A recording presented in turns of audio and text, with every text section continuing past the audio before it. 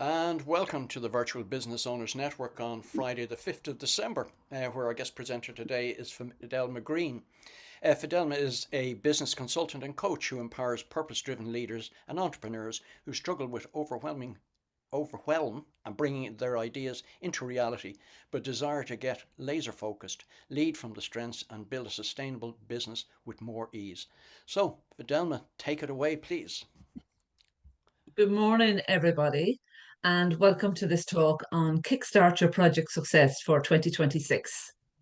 John mentioned earlier about taking this time to start planning for 2026, and I'm going to bring it back a step today so that you can really get benefit from this session today to help you to even plan better for your projects in 2026. So just to give you a quick introduction for some of you who may not know me too well, I'm a mum of three teenagers. They're quite young in that photograph there. I couldn't find one last night. So that was taken back many a moon ago in my business. I started off my business in 2004 as a consultant and coach. Before that, I was in software development in project management. I started in Compupack in Sligo back in 1985, and then I moved to Dublin in, I think it was 89, and I ended up in India. So I went from Cavan to Sligo to India and back to Dublin. And it's all been around projects and people, and it's about delivering success on projects. And I'm going to be sharing those secrets with you today of how I've used certain strategies throughout my career to help people to get the best results on their projects. And I've been involved with Network Ireland. I was president of Network Dublin back in 2012. And I ran a network in Malahide at one stage as well. So now I'm part of vBON and delighted to be here with you all. So first of all, I want to give you a quick overview of a project lifecycle. Some of you may not use any of this and you may not be familiar with some of this terminology, but I'm just going to share it with you today so that you can actually understand from an overall project perspective and how you can make them more successful. So you're moving your clients from a status A to status B. You're moving them and you're helping them to make some changes in their business. And these are phases that a typical project would have.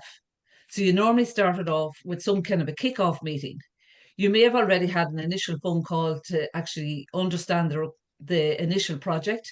But when you're starting, whether it's a medium-sized project or a large project, I highly recommend having an official kick-off meeting with the person in mind, or it could be a team that you're working with.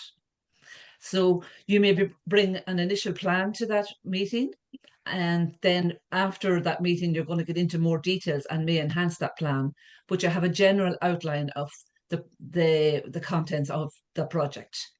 And you're going to agree on scope. And this is an opportunity for you to find out more about the project and to be able to help them to understand the scope of the project and for you to understand exactly what the customer wants. But normally you have to go into a second phase, which you are going to go into the project in more detail, where you're going to find out the exact requirements. And this might be a phone call for you, or it may be a one-to-one meeting. It could be a workshop, but whatever it is, the objective is that you're getting a clearer understanding of exactly what the customer wants, and they're sharing what they want. And then you're then going to come back with actually a refined summary of that so they understand, and you may then give them what they need rather than what they think they want. So it's a process. It may be a one-day session, but it's normally it could last a week or more depending on the size of your project. Then you get into the build. So it's you with your services building that project, and there's normally a timeline on that. But as well, projects have shifted from the normal waterfall approach into more agile. So there's normally multiple deliveries on a project today. They don't do the old style projects that I would have started off with years ago. And then the next phase is implementation, where you take your project and you implement it into their current system. So that's where you're integrating the change piece of work into their existing business. And some people don't pay a lot of attention to this. And this is a really important part of your project to make sure that it's going live, that it's integrating properly, And you may go through a test phase, an initial test phase, depending on the size of your project. Or it may just be a simple plug it in and it works. And then there may be a support phase. And again, not everybody offers this support. It may be you've created the project, you've implemented it. But my recommendation is that there is some term there, or some time for you to be able to support them in handling any issues, because it enhances your customer service. So throughout this, like within a plan, you're scoping it out. You've got the resources, the people, the who, what, when, and where. And you've got milestones. So milestones are a way of you identifying key parts of the projects that are going to be delivered at a certain point in time. So all of this may not make relevance for your project when you're a small business owner, but what I'm recommending is to look at it, to step back and take a look at your projects and where in your projects do you tend to have problems, and is it the build or is it the implementation, or is it when you actually implement it on site and then you end up having to go back and revisit things. So there's always room for improvement, and this is the good time to start looking back over 2025 and look at how your projects have gone, what were the successful ones, what ones didn't go so well, and what are you going to do differently. And based on the information I'm going to give you now over the next few slides, I'm hoping that you will at least walk away with one tip today, or one thing that you can apply to your business that's going to save you time, money, and help you deliver better project results with your clients. So if you have any questions about this, you can ask me afterwards. So what are the key obstacles to success on a project? The number one is people, because people, they're at all phases of that project, and this includes you as well.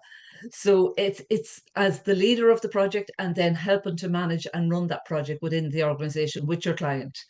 And what happens normally when we're implementing change? People are resistant to change. You may be resistant to change yourself. I know for me in my own business, I had resistance to some change. Even though I lead change, I'm human. So it happens. AI is coming in now. Are we all jumping in to test it out? Alex said he's testing Bland. I know for myself, when I was preparing this presentation last night, I played around a little bit with AI to help me, and then I stopped because I had got a problem on it, and I came back to it later on. So the resistance is normal; it's human. But I'm going to help you today on how you can help yourself and your clients to overcome that. Expectations. People might be expecting that you're coming in to fix a bigger problem and you're seeing it from a different angle, or you're just, the communication within the project is not clear. They're saying one thing, but they're actually not, you're not getting to the root of the problem underneath it, really. And then lack of leadership, whether it's yourself, your style of leadership, or it's the leadership in the organization. There could be misunderstandings, or there could be just gaps in awareness, self-awareness. And again, I'm going to be talking about that later here on this, and what you can do to help to overcome these obstacles. Even if you look in that photograph, like they're all in different huddles doing different things.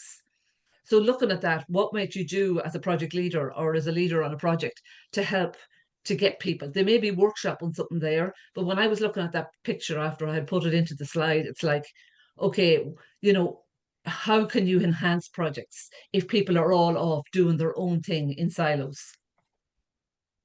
So I found this on my laptop when I was preparing this. This is a real old one. Like, people, when you want to implement change, they're going to say, no, thanks, I'm fine. I don't need the wheels. We're too busy and I don't want to make this change. And so many people might be thinking that about AI. I'm too busy to start doing research. I'm too busy. But without the wheels, with the wheels, you can go faster. With AI, you can go faster. So here are my 3 C's for project success. These are the backbone of all my programs and all my consulting. And when you add these 3 things together, you're going to get more success on your projects. And the good news, you get to create these as the leader of the project. So you mightn't see your projects or your business as actually delivering projects, but they are actually projects. You're implementing change for your clients. So the first one is connection. And my invitation for you today is to think about the connection you have with yourself first. And we normally don't think about that when we're going into a project, but to be more empowered and to be more of a stronger leader in your business and on your projects with your clients, you've got to really connect with your strengths and with your experience and with your confidence.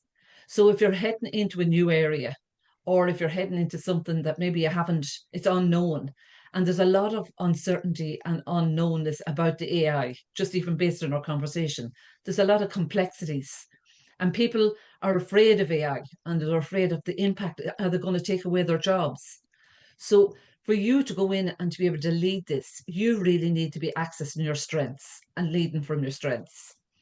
So I go into, when you talk about, or when I talked about the obstacles that come up, some of the things that stops you from accessing your strengths or actually showing up in a more empowered way are that you may have behaviors, attitudes, or beliefs that are unconscious and that you're not aware that you're bringing into the project. And it might be resistance to actually lead the project or have difficult conversations with a client. You might just be a type of a people pleaser and try to just please the client rather than be able to have conversations that's actually going to maybe have the leader of the project in the company that you're working with have to stand back and actually take time and to reflect on actually what they do want in this project. You're not going to do this in your first meeting. You're going to build rapport.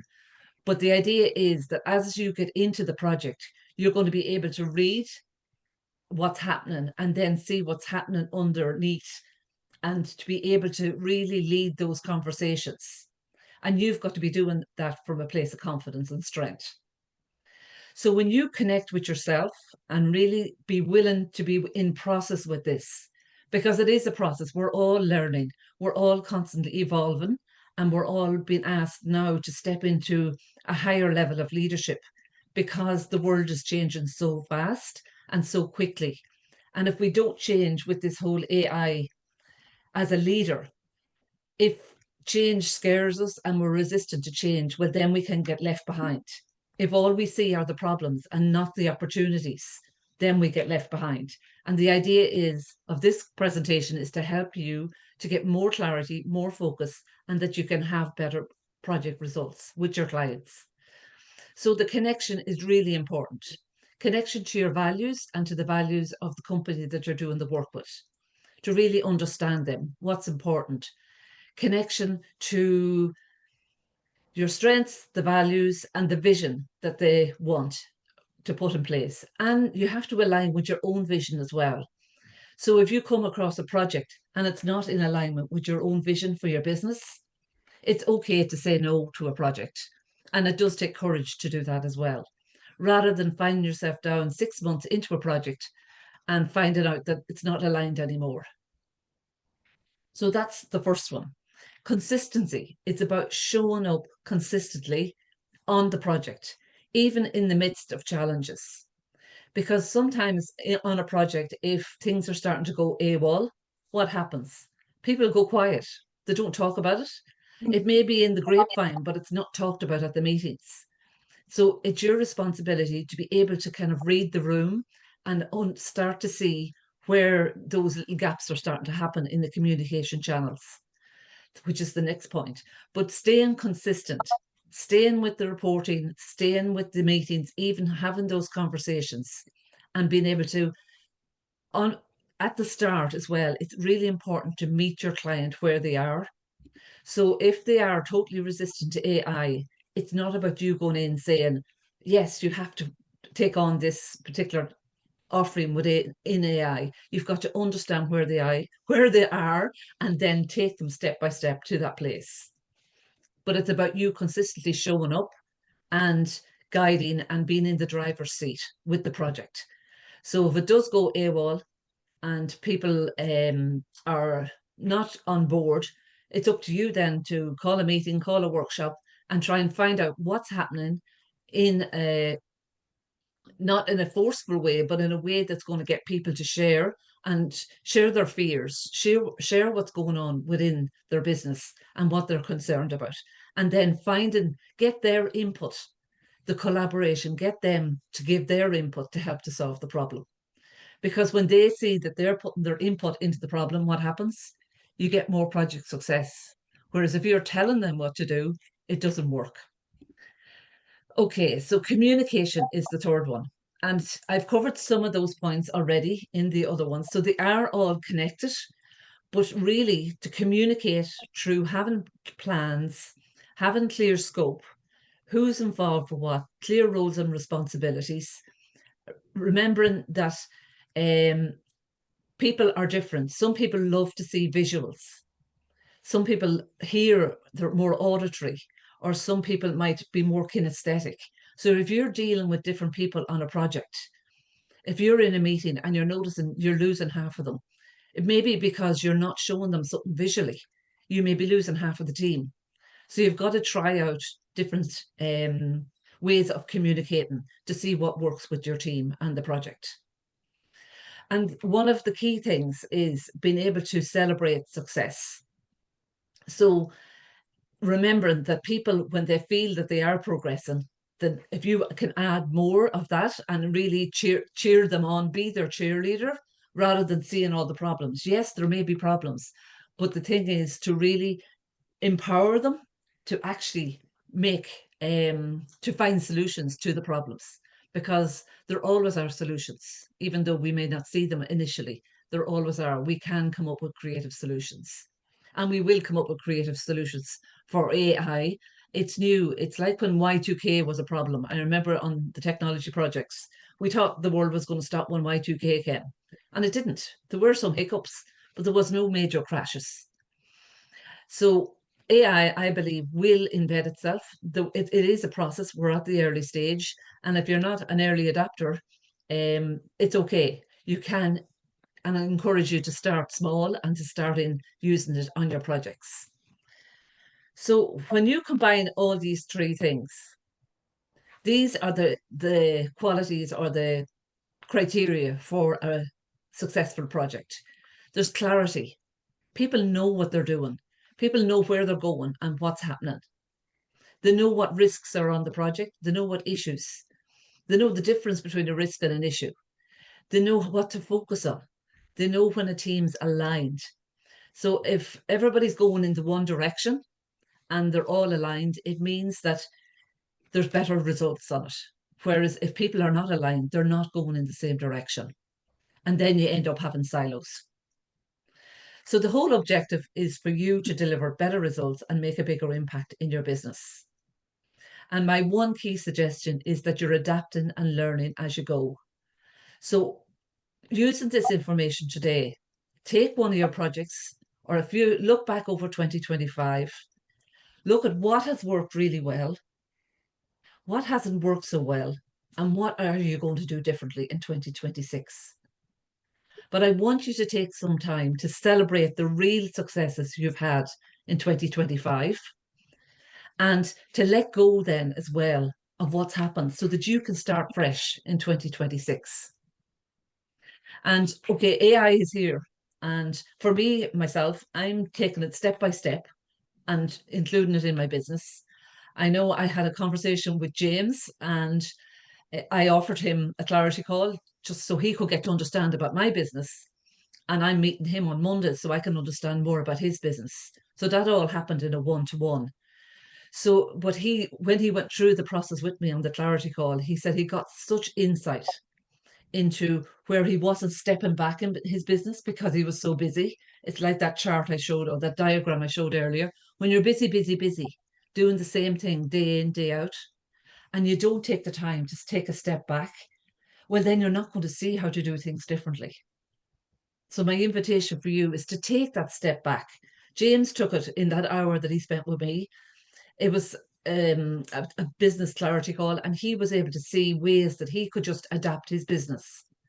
And I did that because we just connected on a one-to-one. So my invitation for you now is if you are struggling on your projects, or if you're feeling overwhelmed with some changes that are happening in your business, and you want to talk to me, please do connect me. You know where I am, Fidelma at fidelmagreene.com, and I'm happy to see and explore how I can support you. So I'd love to hear what's your takeaway from today, and I'm going to stop sharing. Thank you for listening. Thank you very much, Fidelma. Well done. I'm going to stop it now.